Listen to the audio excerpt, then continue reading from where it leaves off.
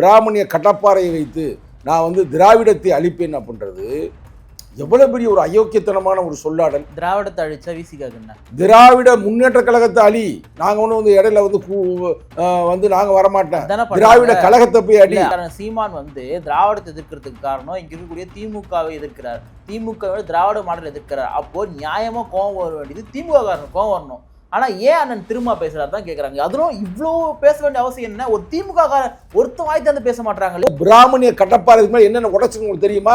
பாபர் மசூதி இடிச்சது பிராமணிய கடப்பாறை தான். இங்க கீழ் வெண்மணியில 42 பேரை சுற்றி எரிச்சது அந்த கடப்பாறை தான். ஏன் எங்க மேலூர்ல இன்றைக்கு இருக்கக்கூடிய திமுகவுடைய கோட்பாடு என்னன்னா, நீ எந்த சாதி, நீ ஆதிக்க சாதியா இருந்தா உனக்கு பொது தொகுதியில் சீட்டு, நீ வந்து பட்டியல் சாதியா இருந்தா உனக்கு பொது தொகுதியில் சீட்டு கிடையாது அப்படின்னு எங்க கிட்ட சொன்னா பரவாயில்ல, உங்ககிட்டே சொல்றாங்க. அப்படி சாதி பார்த்து சீட்டு தரக்கூடிய கட்சி திமுக. ஆணவ கொலைகளை தடுப்பதற்கு சட்டம் ஏற்ற மாட்ட சொல்லிட்டு சும்மா கண் துடைப்புக்கு ஒரு குழு போடக்கூடிய ஒரு இயக்கம் கட்சி திமுக. நல்லா சொல்லுங்க, சொல்றேன் நானு. அதையும் தட்டி கேட்டுக்கொண்டுதான் இருக்கிறேன். திராவிடம் என்ற சித்தாந்தம், திராவிடம் என்ற கோட்பாடு விடுதலை சிறுத்தைகள். அப்போ உங்களை வந்து இப்போ விடுதலை சிறுத்தைகள் கட்சியை யாராவது உங்களுக்கு கிண்டல் அடிக்கிறவங்க வந்து நீங்க விடுதலை சிறுத்தை கிடையாதுப்பா, நீங்க திராவிட சிறுத்தைகள் சொன்னா நீங்க பெருமையா எடுத்துப்பீங்களா? அதுக்கு ஏற்கனவே விடுதலை சிறுத்தை வச்சிருக்கணும், அப்புறம் திராவிட சிறுத்தை. நான் என்ன சொல்றேன், அதுக்கு தேவையில்லை. எங்களுக்கு விடுதலை சிறுத்தை இல்லாம இருந்தா ஓகே, விடுதலை சிறுத்தை பேர் வச்சிருக்கோம்ல. திரும்ப போயிட்டு எழுச்சி தமிழர்னு சொல்றாங்க, இல்ல திராவிட தமிழர் அப்படின்னு சொன்னா உங்களுக்கு அது இன்னும் இவங்க ஏன் நீங்க என்ன நினைக்கிறீங்கன்னா, நீங்க நல்லா கேட்டுங்க, உங்களுடைய மனநிலை தெரிஞ்சிருச்சு. உங்கள் மனநிலையும் சரி, சீமான் மனநிலையும் சரி, அந்த யாரு இந்த திமுகவை எதிர்க்கிறதுக்கு துப்பு இல்ல, திமுக எதிர்க்கிறதுக்கு தைரியம் இல்ல.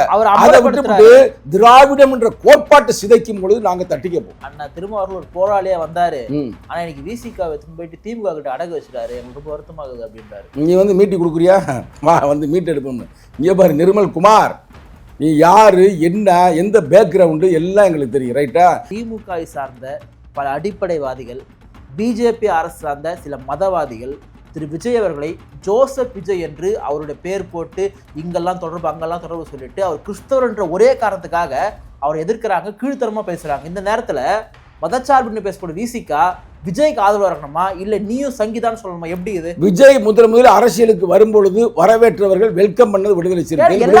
விஜய் அடிச்சா எப்படின்னா அது பிஜேபி வாழ்க, ஆர்எஸ்எஸ் வாழ்கன்னு சொல்லிட்டு சீமான் சொல்லியிருந்தா நீங்க விமர்சனம் பண்ணலாம்.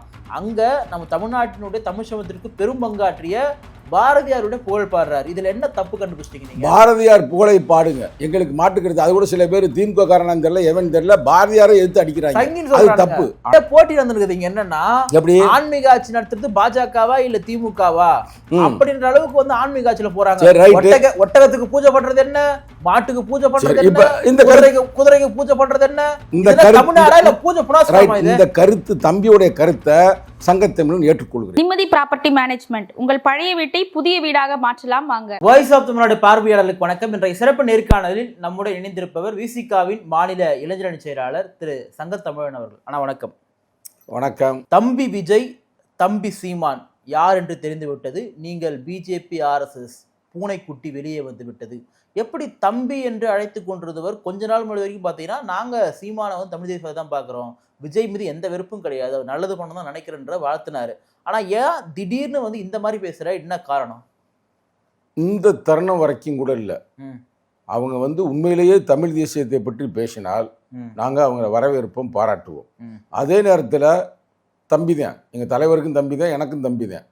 விஜய் அவர்கள் உண்மையிலே ஒரு நல்ல ஒரு ஆட்சி அதிகாரத்தை தமிழ் மண்ணுக்கு கொண்டாடணும் அப்படின்னு நினைச்சாலும் நாங்கள் வாழ்த்துவோம். இவர் மட்டுமல்ல, நாளைக்கு வடிவேலு அரசியலுக்கு வந்தாலும் சரி, திரிசா அரசியலுக்கு வந்தாலும் சரி, நாங்கள் வரவேற்போம். அதில் வந்து இவங்க தான் வரணும், அவங்க தான் வரணும் அப்படின்னு இல்லை. ஒரு நல்ல அரசியலை வந்து நீங்கள் தமிழகத்திற்கு கொடுங்க அப்படின்றது எங்கள் நோக்கம். இப்போ நீங்கள் பாருங்கள், அண்ணன் சீமான் வந்து இப்போ நம்ம பேசுகிறத பார்த்தா கூட அவர் வருத்தப்படுவார். இருந்தாலும் கவலை இல்லை, நம்ம கொள்கை தான் வந்து நம்மளை யாருமே இயக்கக்கூடியது. இப்போ அதே அண்ணன் சீமான் அவர்கள் நான் நடத்தின இளைஞர்களுடைய அந்த ஒரு நிகழ்வில் வந்து பேசினார். பேசும்போது கூட என்ன சொல்கிறாருன்னா, நான் தமிழ் தேசியத்தை எழுச்சி தமிழிடமும் மேதகு பிரபாகரன் அவர்களிடம் தான் கற்றுக்கொண்டேன்னு ஒரு கருத்தை பதிவு செய்கிறாரு. எனக்கு அண்ணனுக்கு சண்டை உருவாக்குனா மண்டை உடைய அப்படின்னாரு. ஆனால் இன்னைக்கு நல்லா யோசித்து பாருங்க, ஒரு ஆர்எஸ்எஸ் கும்பல் நடத்துகின்ற ஒரு நிகழ்வில் கலந்து கொண்டு பிராமணிய கோட்பாட்டை வைத்து இல்லை பிராமணிய கடப்பாறையை வைத்து நான் வந்து திராவிடத்தை அழிப்பேன் அப்படின்றது எவ்வளவு பெரிய ஒரு அயோக்கியத்தனமான ஒரு சொல்லாடல். திராவிடத்தை அழிச்சா விசிகாக்கு என்ன? திராவிட முன்னேற்ற கழகத்தை அழி, நாங்க ஒண்ணு வந்து இடையில வந்து வந்து நாங்க வரமாட்டேன். திராவிட கழகத்தை போய் அடி, நாங்க ஒண்ணு வரமாட்டேன். திராவிடம்ன்றது என்ன நீ முதல்ல கேட்டுங்க. திராவிடம், நீ ஒரு அட்வொகேட் தானே, ஒரு வழக்கறிஞர் தானே. புரட்சியாளர் அம்பேத்கர் அவர்கள் தனது 9வது தொகுப்புல சொல்றாரு, இந்த இந்தியாவை ஆண்டவர்கள் நாகர்கள், இந்தியாவை ஆண்டவர்கள் தமிழர்கள், இந்தியாவை ஆண்டவர்கள் திராவிடர்கள். எடுத்து போய் காட்டவா? அதாவது தமிழர்கள் தான் நாகர்கள், நாகர்கள் தான் திராவிடர்கள். புரட்சியாளர் அம்பேத்கருடைய சொல்லாடல். அம்பேத்கருடைய வார்த்தை ஒரு வார்த்தை கூட பொய்யாகல. உலகத்துல எத்தனையோ அறிஞர்கள் பிறந்தாங்க. முடிச்சுக்கிறேங்க, நீங்க வந்து நான் முடித்துக் கொள்ளுகிறேன். உலகத்துல எத்தனையோ அறிஞர்கள் பிறந்தாங்க. இன்னைக்கு ஒரு கருத்து பேசுவேன், நாளைக்கு ஒரு கருத்து பேசுவேன், நாளான்னைக்கு ஒரு கருத்து பேசுவேன். இன்னைக்கு பல நூற்றாண்டு, அதாவது நூற்றாண்டு வரப்போகுது. இவ்வளவு 75 ஆண்டுகளுக்கு பிறகு கூட, அவர் இறப்புக்கு பிறகு நான் சொல்றேன், இன்னைக்கு அவருடைய சொல்லாடல்ல ஒரு வார்த்தை கூட மாறல. அவர் சொன்ன கருத்து இருக்கு. அவர் தான் எங்களுக்கு தலைவர். அதான் நான் என்ன சொல்லுங்க கேளுங்க. புரட்சியாளர் அம்பேத்கர் நீங்க திராவிட தலைவரா பாக்குறீங்களா? நீங்க திராவிடத்தின் தலைவரா புரட்சியாளர்? அவர் ஜனநாயகத்தின் தலைவர், ரொம்ப சமூக நீதியின் தலைவர். சரிங்களா? அவர் சொன்ன சொல்லாடல் அதானே நான் என்ன கேட்கிறேன்னா, இன்னைக்கான சீமான் வந்து திராவிடத்தை எதிர்க்கிறதுக்கு காரணம் இங்க இருக்கக்கூடிய திமுகவை எதிர்க்கிறார், திமுக திராவிட மாடல் எதிர்க்கிறார். அப்போ நியாயமா கோவம் வர வேண்டியது திமுக காரணம், கோவம் வரணும். ஆனா ஏன் அண்ணன் திரும்ப பேசுறாரு தான் கேக்குறாங்க. அதுவும் இவ்வளவு பேச வேண்டிய அவசியம் என்ன? ஒரு திமுக காரன் ஒருத்தன் வாய்த்து வந்து பேச மாட்டாங்க இல்லையா? ஒரே ஒருத்தன் வந்து சீமான் பேசுறாரப்பா, நாங்க திராவிட மாடல் நல்லாச்சு என்ன தெரியுமா, பெரிய ஒரு கருத்து சொன்னா உங்களுக்கு நகைச்சுவையா இருக்கு. திராவிட முன்னேற்ற கழகத்துல ஒரு சில தலைவர்களை தவிர மத்த எவனுக்கு திராவிடம்னால என்னன்னு தெரியாது. ரைட்டா? அதனால அவங்க கேட்கிறாங்களா கேட்கலையான்றது இங்க மேட்ரு இல்ல. திராவிடம் என்ற சொல்லாடலை இந்த தமிழ் மண்ணில் முதல் மொழி தந்தவர் யார்? கேள்வி நான் வைக்கிறேன். நீங்க அரசியல் நான் கேட்ட கேள்வி, திராவிடம் என்ற சொல்லாடலை இந்த தமிழ் மண்ணில் முதல் முதலில் சொன்னவர் யார்? அயோத்திதாச பண்டிதர். அயோத்திதாச பண்டிதர் சொன்ன அரசியல் தான் விடுதலை சிறுத்தை அரசியல். அந்த திராவிடம் என்ற சொல்லாடலை ஆட்டைய போட்டு நல்லா கேட்டுக்கிறீங்க, மாத்தி தான் பேசல, இல்ல திருடி சில பேர் கட்சிக்கு பயன்படுத்தலாம். சரிங்களா? சில பேர் கட்சிக்கு பயன்படுத்தலாம். அதனால அவர்கள் அதை அரசியலாக பார்க்கிறார்கள். ஆனால் திராவிடம் என்ற சொல்லாடலை நாங்கள் ஒரு கோட்பாடாக பார்க்கிறோம், ஒரு கொள்கையாக பார்க்கிறோம். அப்ப திராவிட கோட்பாடு இதை மட்டும் பேசுனீங்களே, அது என்ன பிராமணிய கட்டப்பாறை வந்து நான் உடைப்பேன்னா, அந்த பிராமணிய கட்டப்பாறை என்னென்ன உடைச்சுன்னு உங்களுக்கு தெரியுமா? பாபர் மசூதி இடிச்சது பிராமணிய கட்டப்பாறை தான். இங்க கீழ் வெண்மணியில 42 பேரை சுற்றி எரிச்சது அந்த கட்டப்பாறை தான்.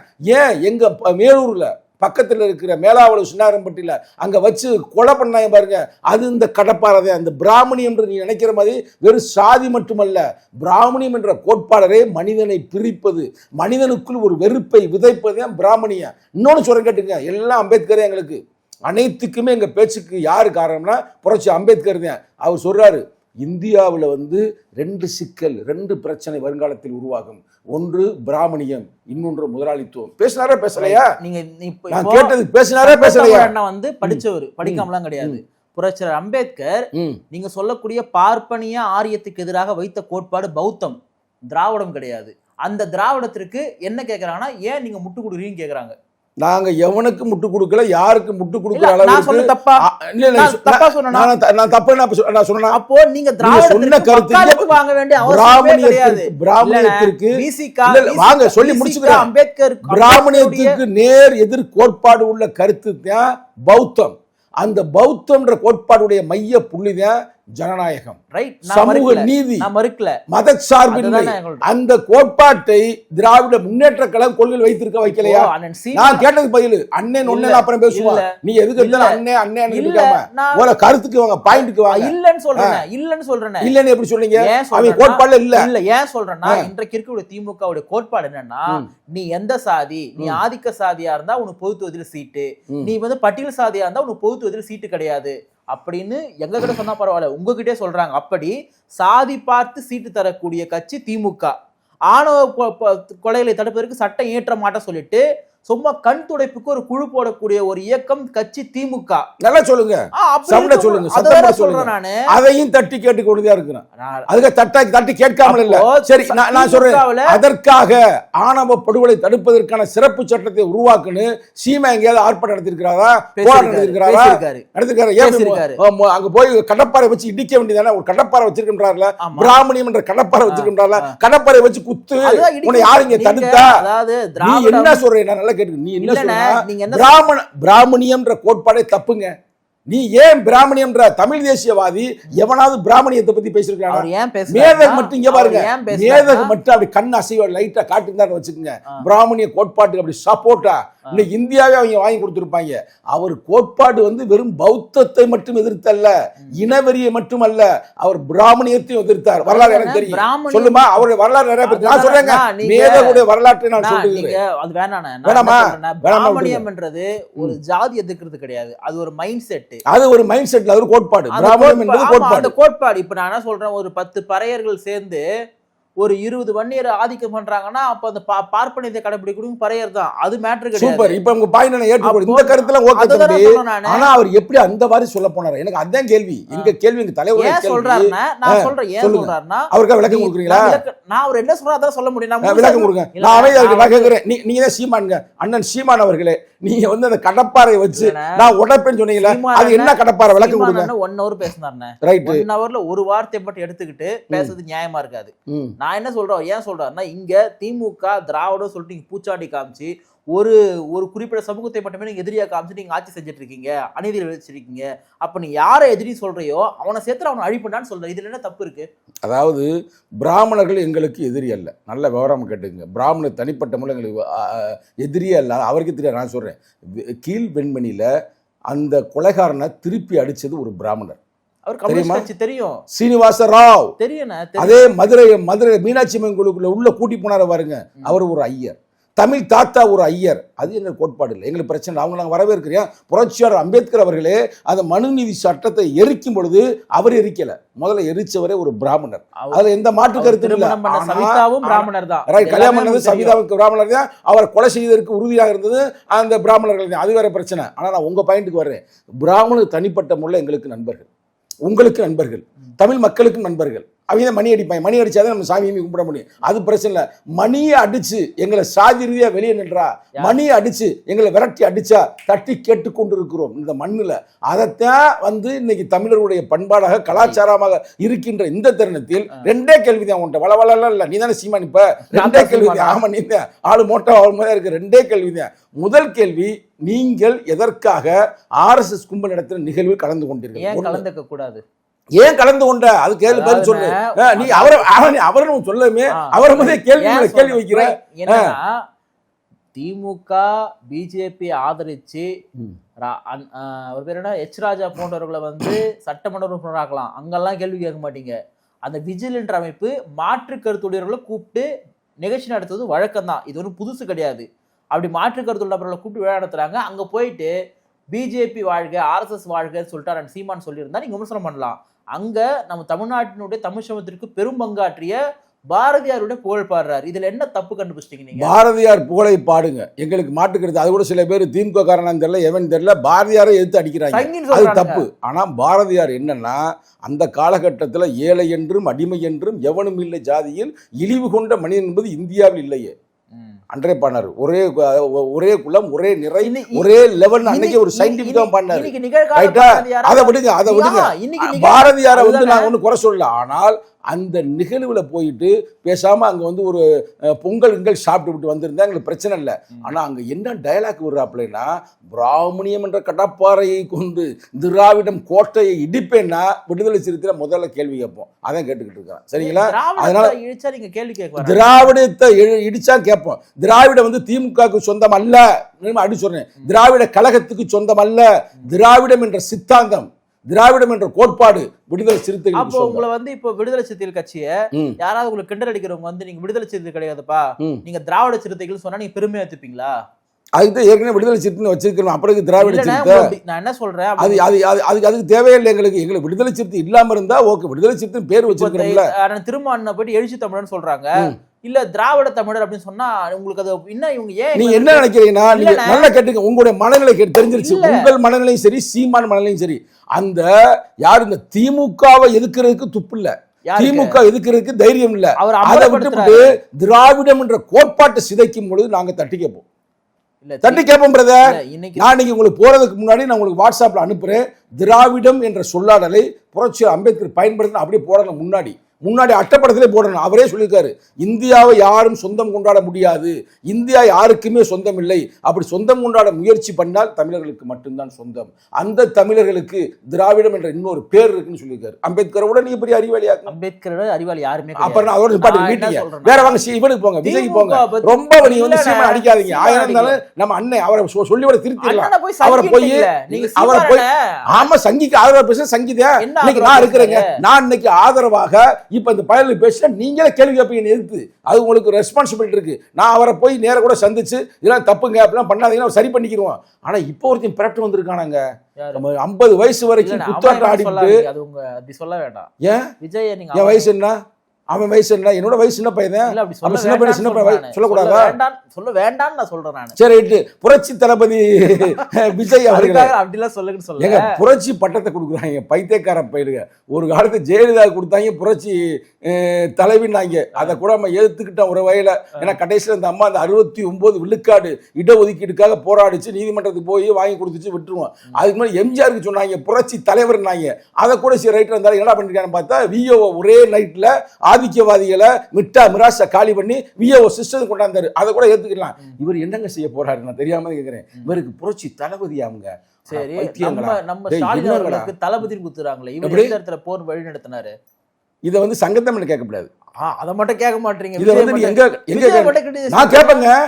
நான் கேட்பேங்க, நீ உனக்கு புரட்சி தலைமைன்னு கொடுக்குறானா எங்க போய் இப்போ உன்னுடைய ஆயுதங்கள்லாம் இப்போ வந்து பட்டத்திட்டு கொண்டிருக்கிறாயா, இல்ல அது வந்து சாணை பிடித்து கொண்டிருக்கிறாயா, எந்த யுத்தத்துக்கு பரப்பிட்டு இருக்கிற? ஏங்க 41 பேர் செத்தாங்க, அங்க போய் அந்த மக்களுக்கு ஒரு தண்ணி கொடுக்கறதுக்கு உனக்கு துப்பு இல்ல, ஒரு பாட்டில் எரிஞ்சிட்டு போயிட்டா. அதுல இயேசுநாதரை வேற சொல்ற. இயேசுநாதர் வந்து யாரு? இயேசுநாதர் ஏழைகளுக்கு வந்து ஒரு வழியை காட்டினாரு, செத்தவனை கூட உயிர்ப்பித்தாரு. அப்படிக்கும் உன் கட்சிக்காரன் செத்து போயிட்டேன். 41 பேர் 42 பேர் நம்ம பேசி கொண்டிருக்கிற இந்த தருணத்துல தூத்துக்குடியில இருந்து ஒரு கட்சி பொறுப்பாளர் வந்து வண்டியை மறிச்சு அந்த போராடி கொண்டு இருக்கிறார். சரிங்களா? யார் பேர் என்ன? அஜிதா. அது மாதிரி இவங்க கட்சியில வந்து யாரு வேலை பார்த்தாங்க, யாரு உழைச்சாங்க சீட்டு கொடுக்காம, இல்ல சீட்டுனா என்ன மாவட்ட செயலர் சீட்டு கொடுக்காம வந்தய மூணெல்லாம் கொடுத்துருக்காங்கன்னு ஒரு செய்தி கிடைக்குது. அதெல்லாம் பிரச்சனை இல்லை, அதெல்லாம் வந்தவங்க புதுசு புதுசாக பரட்டு போய்கிட்டு இருக்கிறாங்க. அது யாரான்னு தெரியும். இப்போ ஒரே ஒரு கேள்வி எனக்கு கேட்டு சொல்லணும். சரி, புரட்சி தளபதி என்ன அது பட்டத்திற்கான விளக்கம் என்ன? புரட்சி தளபதி இதெல்லாம் கேட்டாருன்னா உண்மையிலே வந்து நெல்சன் மண்டேலா வந்து இருந்தாருன்னா திருப்பி ஒரு முறை தூக்கு போட்டு சாவாரு. இப்ப இருக்காரு ஐயா நம்ம நல்லக்கண்ணு ஐயா, அவரெல்லாம் காதுல கேட்டாருன்னா போச்சு, அவருக்கு வந்து என்ன சொல்றேன்னே தெரியாது. புரட்சின்ற அடையாளமாக இந்த மண்ணில் எத்தனை பேர் புரட்சியாளர் அம்பேத்கர், நாங்க தான் சொன்னோம், அவரெல்லாம் பாபா சாஹிப்மாங்க, டாக்டர்மாங்க, நாங்க தான் முதல் அவரை புரட்சியாளர்னு, அதான் புரட்சியோடைய அடையாளம். சரி, இப்போ விஜய் அவர்களையும் சீமான் அவர்களையும் ஒரே தட்டுல வந்து இவங்கெல்லாம் பிஜேபியோடைய ஆட்கள் சொல்லிட்டாரு, நீங்கெல்லாம் யாரு தெரிஞ்சிச்சுன்னு சொல்றாரு. இப்போ இப்படி பேசுறதன் மூலமா இப்ப இவங்களை அம்பலப்படுத்திட்டு நீங்க திமுக ஆதரிக்க போறீங்க, அதுக்காக இவங்களை அம்பலப்படுத்துறீங்களான்னு கேட்கறேன். அப்படிலாம் இல்ல, நாங்க வந்து திமுகவில் வந்து இன்னைக்கு கூட்டணியில் இருக்கிறோம். சரிங்களா? இதுக்கு முன்னாடி அண்ணாதிமுக கூட்டணியில் இருந்தவங்க தெரியுமா அறியாதா? தெரியுமே. ஒரு காலத்துல மக்களை கூட்டணி வச்சிருந்தோம், தெரியுமா அறியாதா? 25 தொகுதி 10 தொகுதி எல்லாம் தெரியும்ல. இது தேர்தல் அரசியல்ல வந்து அது சூழ்நிலைக்கு தகுந்த மாதிரி தேர்தலை ஒட்டி மக்கள் நலன் சார்ந்து மாறக்கூடிய, எங்களுக்கு மட்டுமல்ல இது எல்லா கட்சிக்குமே பொருத்தமானது, உண்மைதான், கரெக்டா? அப்படி இருக்கும் பொழுது சித்தாந்த ரீதியாக, நல்ல கேட்டு நான் சொல்ற வார்த்தை, சித்தாந்த ரீதியாக கொள்கை ரீதியாக இந்தியாவிலேயே சனாதனத்தை எதிர்த்து போராடக்கூடிய ஒரே கட்சி விடுதலை சிறுத்தைகள். ஆர்எஸ்எஸ் பேரை சொன்னால் எல்லாம் மூத்திரம் போயிடுவாங்க. ஆனால் ஆர்எஸ்எஸ்ஸை எதிர்த்து ஒரு கோட்பாட்டு யுத்தம் நடத்துபவர் எழுச்சி தமிழர். அதில் திராவிட முன்னேற்ற கழகம், காங்கிரஸ், கம்யூனிஸ்ட் இவர்கள் எல்லாம் எங்களுக்கு ஒரு கேடயம், எங்களுக்கு ஒரு பக்க பலன், அவ்வளோதான். எங்கள் தலைவர் அதே மாதிரி என்ன சொன்னார், இந்த பொறுப்புக்கு நாங்கள் வந்திருப்பது, இந்த அமைப்பை நாங்கள் உயர்த்தியிருப்பது எங்கள் சொந்த முயற்சி, எங்கள் சொந்த கால நிற்கிறோம். அங்குலமாக வளர்ந்தாலும் அழுத்தம் திருத்தமாக வளர்ந்துதான் நாங்கள் இன்னைக்கு வளர்ந்துருக்கோம். என்ன சொல்றாங்கன்னா, நாங்க கண்டி இவங்களுக்கு கூட்டணியில் சீட் தரலன்னா இவங்கெல்லாம் அவர் கட்சியா வந்திருக்க முடியுமான்னு கேட்கறாங்க. நாங்க கூட்டணி இல்லாட்டினா திமுக ஆட்சிக்கு வந்துருமான்னு அவங்கள்ட்ட போய் கேளுங்க. ரைட், இது அப்புறம் கேட்டுக்கலான்னு. இப்ப திருப்பரங்குன்ற இஷ்யூ சம்பந்தமா நீங்க ஆர்ப்பாட்டம் பண்றீங்க, அங்க வந்து நீங்க திருப்பரங்குன்ற பிஜேபி பத்தி பேசினா ஓகே, ஆனா அங்க வந்து விஜய் அவர்களை பற்றியோ சீமான் அவர்களை பற்றியோ பேசுவதற்கான சூழல் ஏன் ஏற்பட்டுச்சு? இவங்க என்ன பண்ணாங்க திருப்பரங்குன்றத்துல? இவங்களா போயிட்டு வாங்கடா தீபம் ஏத்துக்கலாம் எதுவுமே சொல்லலையே. இத்தனைக்கா சீமான் வந்து அந்த இஷ்யூ இஸ்லாமிய பக்கம் நின்னார் வெளிப்படையா. ஒருவேளை இந்த விஷயத்துல வந்து சீமானை கூட நம்ம பாராட்டலாம், சரிங்களா? உண்மையில பேசக்கூடிய சங்கத்தமிழை பாராட்டலாம், அதற்காக ஒரு குரல் கொடுக்குறாரு. இப்போ கூட நான் பார்த்தேன். அப்போ வந்து பேச விடுங்க முதல்ல, இந்த தம்பி இருக்கிறாரு, நீ தான் போடா போடான்னு பேசுற தம்பி இருக்காரு, இந்த விஜய புரட்சி தளபதி, இவர் என்ன சொல்றாரு? அரசியல் எதிரி திராவிட முன்னேற்ற கழகம், கொள்கை எதிரி எங்களுக்கு வந்து பாஜக. அந்த பாஜகவை சார்ந்த ராஜா, லூசு ராஜா என்ன சொல்றாப்லன்னா, நீ லூசுன்னு சொல்லும்போது கோபப்படாம இருக்க, மற்ற ரெண்டே இருந்தா ஏய் லூசுன்னு சொல்லாது எனக்கு வம்புக்கு வருவாங்க, நீ அமைதியா இருக்கிறீங்களே. நீங்க சொல்லும் கேட்கல, சிரிப்பு வந்துருச்சு உங்களுக்கு. ரைட்டா, உண்மையை சொல்றேன் தங்கத்தரன். அந்த லூசு ராஜா என்ன சொல்லுதுன்னா, நான் வந்து இதை வந்து அயோத்தியாக மாற்றுவேன் அப்படின்னு. அப்ப என்ன சொல்றாரு? அயோத்தியா மாத்துறேன்னா கலவரத்தை உருவாக்குறேன்னு சொல்றாரு. அப்ப நீ வந்து கொள்கை எதிரியாக இருக்கிற நீனு அவர் இங்க எதிர்த்து பேசணுமா இல்லையா? சரி, வாயை திறந்தார் எங்கேயாவது? நான் கேட்கிற கேள்வி ஒன்று, நம்பர் ஒன்று, வாயை திறக்கல. அப்ப கொள்கை ரீதியாக நீ வந்து அங்க அவனை எதுக்குறியா? அவங்க அக்ரிமெண்ட் போட்டு ஜாயிண்ட் ஆயிட்டியா பிஜேபியோட இல்ல ஆர்எஸ்எஸ் கும்பலோட? கேட்க வேண்டிய பொறுப்பு எங்களுக்கு இருக்குல்ல. அப்ப அவர் யாரா என்னடா பின்னாடி திறந்து பார்க்கும்போது அங்க இருக்கிற குமார்னு ஒரு ஆள் இருப்பாரு. குமாரா? குமார் தெரியாதா? தாவாக்கால ஒரு குமாருங்க, இப்ப வாயெல்லாம் பேசி தெரியாருங்க. ஒரு காலத்துல பிஜேபியில இருந்தாருங்க, ஒரு காலத்துல ஏடிஎம்ல இருந்தாருங்க. தெரியல, குமார்னு கேள்விப்பட்டதே இல்லையே. இப்ப இருக்கிற ஒரு ஆள் இருக்காரு, போட்டு பேட்டி கொடுத்துருக்காரு. அவர் பேர் என்ன? பேட்டி கொடுத்துருக்காருங்க. குமார், நிர்மல் குமாரா? தெரியாதா உங்களுக்கு? என்னங்க குமார்னாலே பல்டிக் குமார் மாதிரி அங்க நிதிஷ்குமாருங்க. அங்க எங்க அங்க வந்து மேல பல்டிக் குமார்னு ஒருத்தர் இருப்பாரு. திடீர்னு இங்க இருப்பாரு, இந்தியா கூட்டல, திடீர்னு அங்க போவாரு, எல்லாம் மாறிக்கிட்டு இன்னைக்கு பீகார்ல உட்காந்துருக்காரு. அவர் ஒரு இந்த குமார் வந்து எப்படின்னா, இவருக்கு வந்து ஒரு காலத்துல பிஜேபி, ஒரு காலத்துல அதிமுக, இன்னைக்கு வந்து எங்க இருக்கிறாரு? இல்ல, அந்த குமார், நிர்மல் குமார் உங்களை என்ன சொல்றாருன்னா, அந்த நிர்மல் குமார் நீங்க கேட்கல பிரதர், நான் தான் நிர்மல் குமாரை எதிர்த்தேன். கேள்வி முடிச்சிருக்கேன். நிர்மல் குமார் என்ன சொல்றாருன்னா, அண்ணா திருமாவளவன் ஒரு போராளியா வந்தாரு, ஆனா இன்னைக்கு விசிகாவை போயிட்டு திமுக கிட்ட அடகு வச்சுட்டாரு, எங்களுக்கு ரொம்ப வருத்தமாகுது அப்படின்றாரு. நீ வந்து மீட்டி கொடுக்குறியா?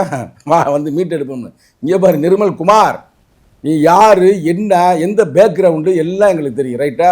நீ எதுக்காக வந்து இப்போ விஜயை பிடிச்சிருக்கிற, யார் உன்னுடைய ஓனரு, யார் உங்கள் பாஸு, எல்லா லெவலும் தெரியும். உங்கள் கட்சியில் இருக்க எல்லாரும் வாயை மூடிட்டு தானே கிடக்குறாங்க. ஆனால் நீ மட்டும் இவ்வளோ தைரியமாக வந்து பேசும்போது நீ யாருன்னு உங்கள் பேக்ரவுண்டு தெரியும். நான் திருப்பியும் கேட்குறேன், விடுதலை சிறுத்தைகளை போய் அடமானம் வைக்கிற அளவுக்கு தமிழ்நாட்டில், இந்தியாவில் எவனும் ஓனர் இல்லை.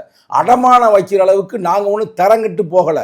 இன்னைக்கு வரைக்கும் அதுதான் உங்களுக்கு சொன்னேன். கொள்கை ரீதியாக, கோட்பாடு ரீதியாக களமாடக்கூடிய ஒரு விடுதலை சிறுத்தை. நாளைக்கு இதே திராவிட முன்னேற்ற கழகம், ஓப்பனாக சொல்லட்டுமா, திராவிட முன்னேற்ற கழகத்தில் தளபதி ஸ்டாலின் பொறுப்பு ஏற்ற பிறகு அவர் வந்து எந்த போயிட்டு போவார்னு ஒரு குழப்பத்தில் இருந்துச்சு. அப்போ எங்கள் தலைவர் தான் முதல்ல சொன்னார். எங்கள் தலைவர் நல்லா யோசித்து பாருங்க, எங்கள் தலைவருடைய பிறந்தநாள் நிகழ்வு தான் இவர் வந்து என்னானார். இவர் வந்து தலைவரான பிறகு திமுகவுக்கு, யாரு கலைஞருக்கு பிறகு வரும்போது தலைவர் சொல்றாரு, நீங்க தொடர்ந்து உங்க தந்தையாரை போல நீங்க சங்கி பயல்களை எதிர்க்கணும், தொடர்ந்து போராட வேண்டும், நீ எந்த காரணத்திலும் பிஜேபி காலில் போய் விழுந்துடக்கூடாது, சரண்டர் ஆகக்கூடாது.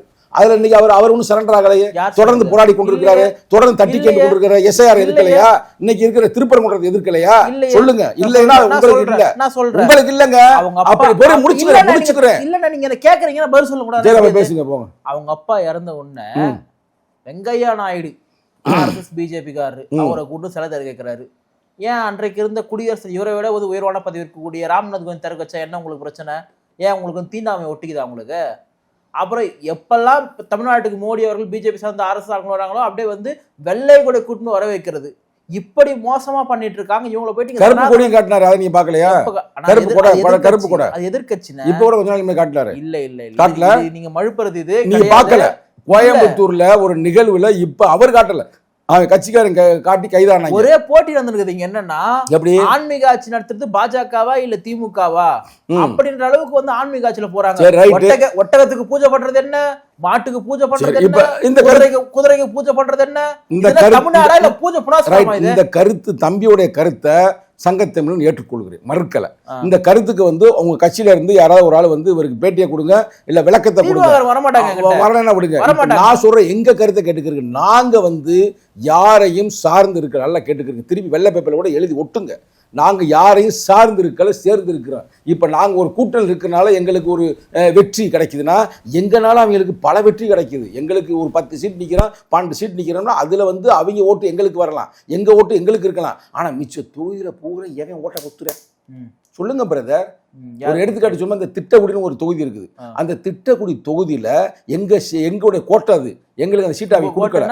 விடுதலை சிறுத்தைகளுடைய கோட்டை எங்களுக்கு கொடுக்காம அவங்க அமைச்சர் கணேசன் ஒருத்தர் கொடுத்தாங்க. அவர் கேட்டார், அவர் ஜெயிச்சது காரணம் விடுதலை சிறுத்தைகள். இதே சென்னை சிட்டிக்குள்ள திருவிக்கா நகரில் அவங்க ஜெயிக்கிறதுக்கு விடுதலை சிறுத்தைகள். அதே திருவிக்கா நகர் மட்டுமில்லை, எழும்பூர் அது ஜெயிக்கிறதுக்கு விடுதலை சிறுத்தை மாதிரி பல தொகுதி Right, சொல்லாங்க. man. இது- ஏறக்குறைய இல்ல, 110 நீங்க தொகுதிகளை விஜயை விட்டீங்க நீங்க. 110 நீங்க- தொகுதிகளை வெற்றியை தீர்மானிக்கக்கூடிய கட்சி விடுதலை சிறுத்தைகள். விஜயை இதை விட்டீங்க. ஏன் உங்களுக்கு சொல்றோம்னா நாங்க ஒண்ணு அவங்கள போய் பிச்சை எடுக்கல. ஐயோ கூட்டம்ல அப்படின்னு அவங்க சொன்னதா சொல்றாங்க. யார் அந்த ஒரு பைத்தியக்கார பையன் சொன்னான்னு சொன்னீங்க. அந்த நிர்மல்குமார் பைத்தியத்தை சொல்றேன். பைத்தியமே அப்படி இருக்கிற ஆளு எப்படிங்க பேசாம இருக்க முடியும்? ஏன் உங்க கட்சி தலைவர் தான் அண்ணன் வருவாரு, எங்களுடைய நிகழ்ச்சி கலந்து கொள்வார், அண்ணனுக்காக நாங்கள் காத்திருக்கோம் அவங்க சொல்லலையா? உங்களை சீமானனும் விஜய் அண்ணனும் அண்ணா அண்ணான்னு சொல்றாங்க. நாங்க தம்பி தம்பி தான் சொல்றோம். சங்கின்னு சொல்லிட்டீங்க. நாங்களும் தம்பி தம்பி சங்கிகிட்ட போகாதீங்க, மாட்டிக்கிறாதீங்க, சொல்லிட்டீங்க தைரியமா என்ன? இருங்க. பூனைக்குட்டி வெளியே வந்து விட்டது. சங்கியா சங்கி இல்லையா? யாரு? அவங்க ரெண்டு பேரும் இல்ல ஆ? இல்ல. அவர் ரெண்டு சங்கி நான் இல்ல. ஏன் சொல்றேன்னா நீ இல்லைன்னா இல்ல. ரைட் நீ இல்ல, இல்லைன்னு நீ- சொல்றீங்க, நான் நீ- ஆமான்றேன். சரி, நான் ஒரே ஆனா சங்கி இல்ல அப்படின்னு ஒரே ஒரு- நீங்க நான் பிரகடனப்படுத்துங்க. ஒரே ஒரு எடுத்துக்காட்டு நாங்கள் உங்களை நான் வரவேற்கிறோம். ஒரே ஒரு எடுத்துக்காட்டு சொல்றேன்.